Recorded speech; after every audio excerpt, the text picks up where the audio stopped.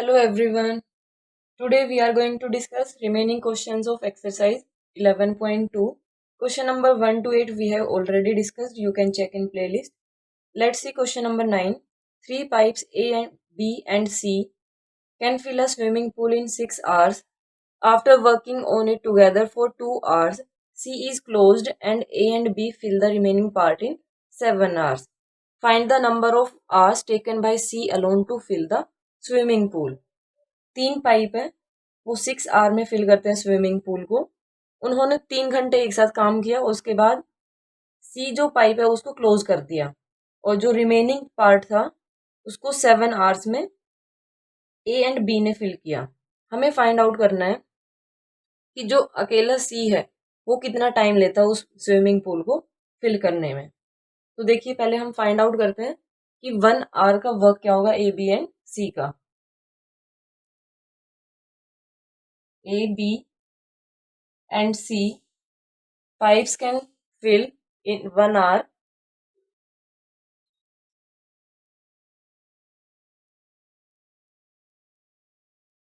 Can fill pool in 1 hour equal to 1/6. A, B and C work together for 2 hours. तो इसमें हम find out कर लेते हैं. ये 1 आवर का था. 2 आवर्स के लिए A, B and C pipes can fill pool in 2 hours equal to 2 hours में हमारे पास क्या आएगा. ये 1 आवर का था. 2 आवर्स में ज्यादा होगा तो ज्यादा के लिए मल्टीप्लाई करते हैं इंटू 2 कर दिया हमने. That is equal to 1/3. 1/3 ये फिल हो गया. तो रिमेनिंग हमारे पास कितना बचा. Remaining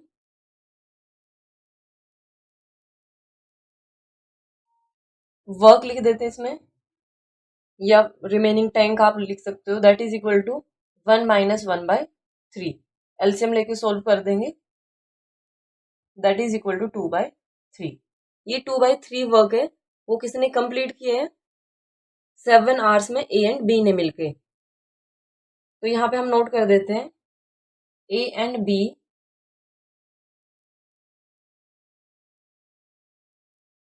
filled 2/3 of tank. So tank नहीं है पूल है. in 7 hours. ओके. तो हमें फाइंड आउट क्या करना है कि 1 के लिए फाइंड आउट कर लेते हैं कि पूरे को ये 2/3 फिल किया 7 आवर्स में. अगर पूरा टैंक ए एंड बी को फिल करना हो तो कितना टाइम लगेगा वो फाइंड आउट कर लेते हैं. A and B can fill the tank in कितने टाइम में.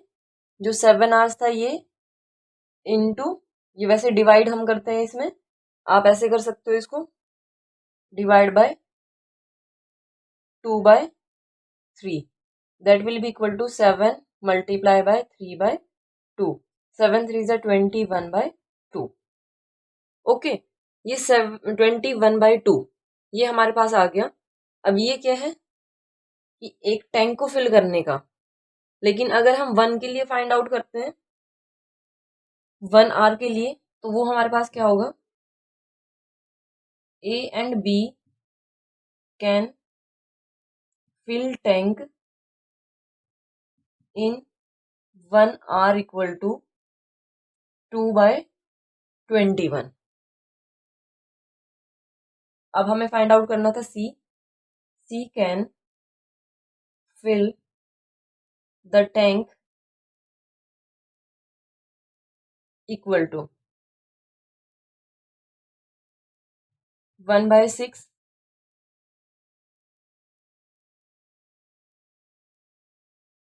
in 1 hour equal to 1/6 minus 2/21.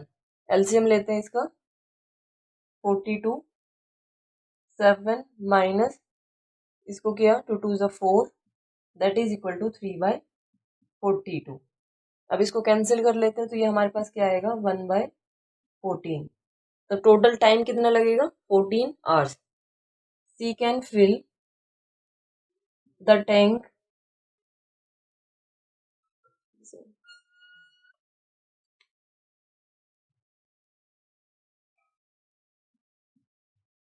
equal to 14 hours. Okay, this is our answer. और बैक में आंसर है वो रॉन्ग दिया हुआ है, कभी आप फिर बोलो कि मैम ये आंसर रॉन्ग है। ये वाला आंसर ठीक है और जो आपकी बुक में दिया है वो रॉन्ग है इसका answer. Now question number 10। A can finish a work in 24 days, B can finish that work in 9 days and C in 12 days. B and C start the work but are forced to leave after 3 days.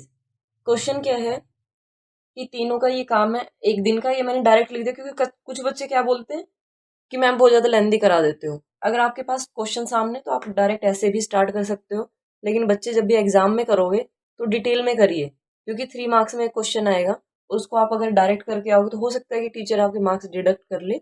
अगर ना करे तो आप ऐसे कर सकते हो। Otherwise आप लिखिए A can finish the work in 24 days, then A is 1 day work equal to, ऐसे करके आप नोट करिए। अब इसमें देखिए ए बी सी तीनों का अलग अलग दिया हुआ है, फिर हमें बोला है कि जो बी और सी है वो 3 दिन तक काम करते हैं एक साथ, उसके बाद उसको जो हटा दिया जाता है, मीन्स उन दोनों को। फिर जो रिमेनिंग वर्क है उसको ए करता है। बी और सी ने 3 दिन तक काम किया, जो बचा हुआ काम है उसने उसको ए ने कंप्लीट किया। हमें बताना है कि जो रिमेनिंग वर्क है ए उसको कितने टाइम में कंप्लीट करेगा। तो पहले हम फाइंड आउट कर लेते हैं जो बी और सी है उसका 1 डे का वर्क क्या होगा। वो क्या होगा, इन दोनों को ऐड कर लेंगे हम, 1/9 प्लस 1/12। 36 एलसीएम हो गया, 9 4 जा 36, 12 3 जा that is equal to 7/36। Okay, then B and C ने कितने दिन काम किया है 3 days, तो 3 days वर्क क्या हो जाएगा इनका 7/36 मल्टीप्लाई बाय 3, 3 1 जा 3, 3 2 जा दैट इज इक्वल टू 7/12। अब ये काम उन्होंने कर लिया, रिमेनिंग वर्क कितना होगा, remaining work equal to 1 minus 7/12 that is equal to 5/12। ये काम कंप्लीट करना है किसने, ए ने। तो इसके लिए हम नोट करेंगे अब ये ए का 1 डे का वर्क है। देखते हैं, A can finish the work equal to, जो काम बचा वो दैट इज 5/12, और जो काम कंप्लीट करता है उसमें कितना टाइम लगता है 24, तो इंटू 24 किया, 12 1 जा 12, 2 जा that is equal to 10 days। ओके, इसको हम डायरेक्ट कर रहे हैं कि जो बचा हुआ काम है वो और जो काम पूरा कंप्लीट करता है वो उससे मल्टीप्लाई कर दिया, तो हमारे पास जो काम बचा हुआ है उसको कंप्लीट करने का टाइम आ जाएगा इसमें। Okay, now question number 11। 3 taps A, B and C fills a drum in 5 hours, 15 hours and 20 hours respectively. A part is if all the taps are open, in how many hours will the drum be filled? Drum को fill करने में ये हमें दिया है कि 1 our का कितना है, हमें बताना है कि अगर टोटल फाइंड आउट करना है तीनों को एक साथ ओपन कर दिया जाए तो कितना टाइम लगेगा। तो इसमें हम कर लेते हैं,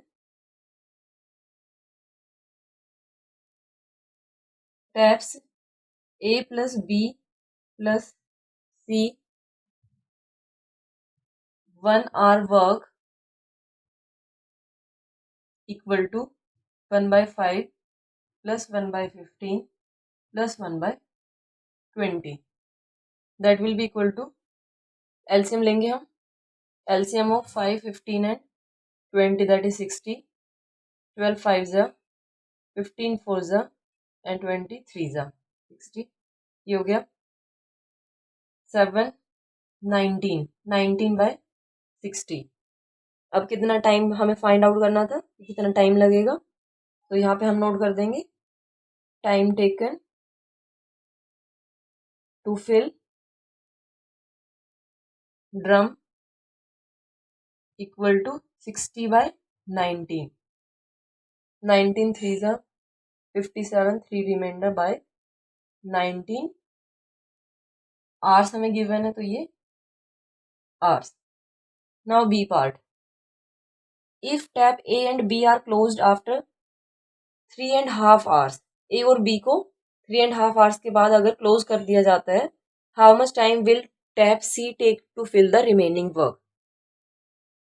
अब देखो रिमेनिंग वर्क है ये, अब उसने बोलना क्या था, रिमेनिंग टैंक होना चाहिए, ड्रम होना चाहिए था. बहुत सारी मिस्टेक है ये जो न्यू एडिशन आई है आपके पास. तो इसमें हम पहले फाइंड आउट कर लेते हैं कि इन्होंने काम किया 3.5 hours के लिए. ठीक है, क्योंकि A and B are closed after, जो ए और बी है उनको क्लोज कर दिया है कितने टाइम के बाद, 3.5 घंटे के बाद, यानी 3.5 hours के बाद. मीन्स 3.5 hours उन्होंने एक साथ काम किया. तो यहाँ पे हम यहाँ से लेंगे ये 1 hour वर्क था, यहाँ पे हम कर लेते हैं taps A plus B plus C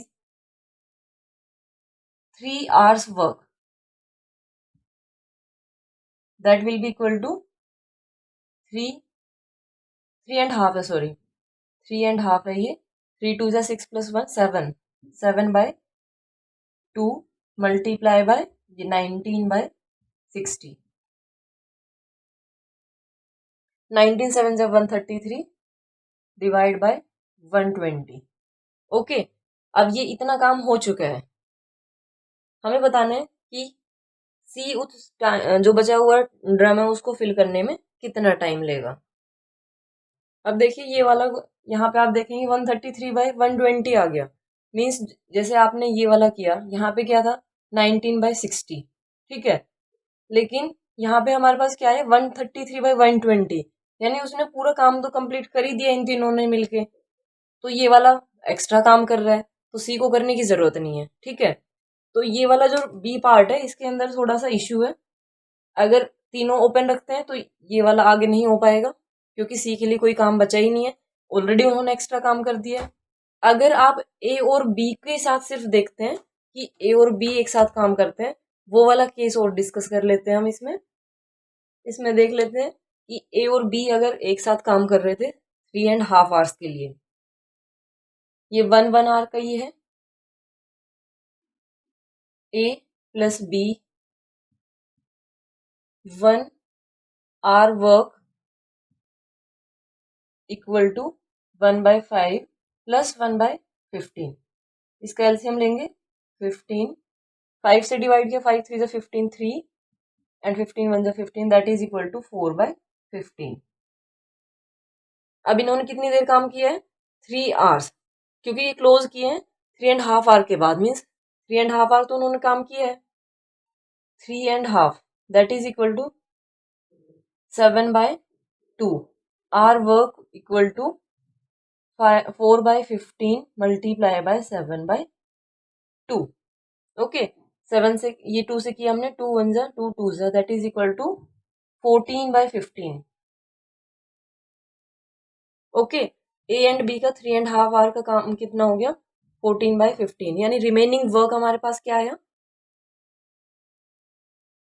remaining work equal to 1 minus 14/15, that is equal to 15 minus 14/15 equal to 1/15. अब सी उस काम को कितने टाइम में करेगा वो हमें देखना है. यहाँ पे थोड़ा सा शिफ्ट कर लेती हूँ. अब यहाँ पे हम नोट करेंगे टाइम टेकन